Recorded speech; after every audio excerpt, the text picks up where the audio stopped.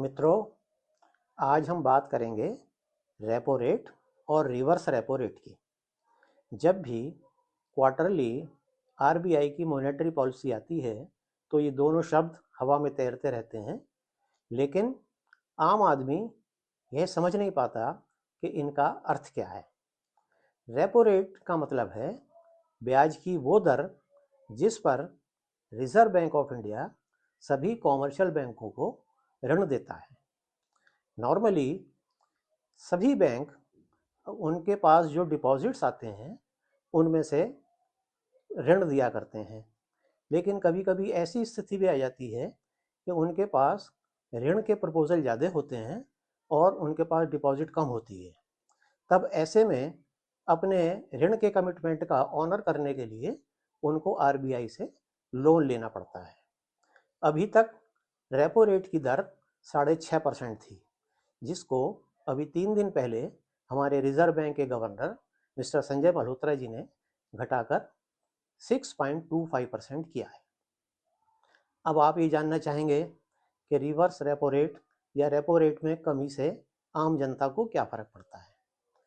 दरअसल reserve bank जिस दर पर बैंकों को ऋण देता है उसमें बैंक अपने खर्चे के लिए और कुछ प्रॉफिट का मार्जिन जोड़ करके आगे आम जनता को ऋण देते हैं।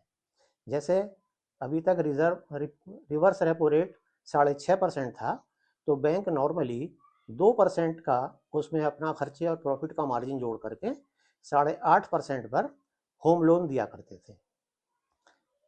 इसी तरीके से अगर कार लोन है तो वो 9% पे देते हैं। चूँकि होम लोन सबसे सिक्योर्ड होता है इसलिए उसमें मार्जिन सबसे कम होता है, और जो लोन अनसिक्योर्ड होता है जिसमें रिस्क बैंक का ज़्यादा होता है उसमें मार्जिन उतना ही बढ़ा देता है वो। जैसे पर्सनल लोन में बैंक का रिस्क ज़्यादा होता है तो वो 6.5% रिवर्स रेपो रेट के साथ कम से कम 6 या 7% और जोड़ करके 13 से 14% पर आगे देता है। अब 0.25% रेपो रेट में कमी होने का आम जनता को फ़ायदा ये होगा कि आपने जो होम लोन ले रखा है उसमें भी आपको कम ईएमआई देनी पड़ेगी। नॉर्मली 1 लाख रुपए पर अगर 0.25% का रेपो रेट कम होता है तो आपको 15 रुपये पर मंथ का बेनिफिट होता है।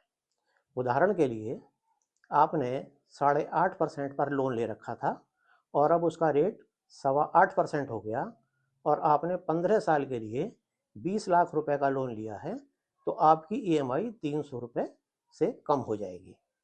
इसी हिसाब से आपका अगर लोन का अमाउंट ज़्यादा है तो अपने फ़ायदे का आप कैलकुलेशन कर सकते हैं। उसके लिए एक फार्मूला भी है।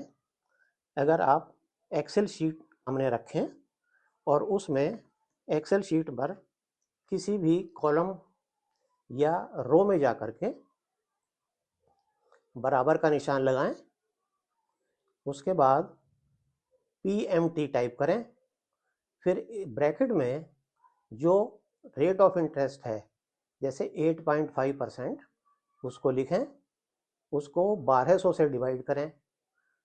अब आप सोचेंगे कि 1200 से डिवाइड क्यों करना है। 1200 से डिवाइड इसलिए करना है कि जो 8.5% का रेट है वो 1 साल के लिए है, यानी 12 महीने के लिए, और हम ईएमआई 1 महीने की निकाल रहे हैं, इसलिए हम इसको 12 से डिवाइड कर रहे हैं। और चूंकि ये 8.5% का रेट 100 रुपये पर है इसलिए हम 100 की और मल्टीप्लाई करके 1200 से डिवाइड करेंगे।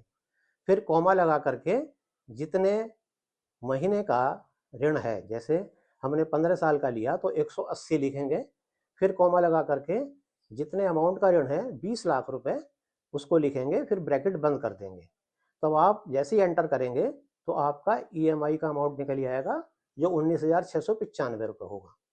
अब जब ये रेट ऑफ इंटरेस्ट 8.25% हो गया है तो वहाँ 8.5 के बजाय आप 8.25 करें, बाकी सब चीज़ें सेम रहने दें और आप एंटर करें तो आप देखेंगे कि आपकी ईएमआई 19,403 रुपये आ गई है, यानी 292 रुपये का आपका लाभ हो रहा है। अगर इसमें कटौती 0.5% की होती तो आपको लाभ 600 रुपये का हो सकता था। तो ये आपको हमने रेपो रेट के बारे में बताया। अब हम बात करेंगे रिवर्स रेपो रेट की। कई बार ऐसी स्थिति भी आ जाती है कि बैंक के पास डिपॉजिट का पैसा ज़्यादा होता है और उसके पास लोन लेने वाले नहीं होते। तब ऐसे में वो अपने एक्स्ट्रा फंड्स को आरबीआई को लोन दे देता है। इस समय रिवर्स रेपो रेट का रेट 3.35% चल रहा है। आशा करते हैं कि आपको अब रिवर्स रेपो रेट और रेपो रेट का अर्थ समझ में आ गया होगा। धन्यवाद।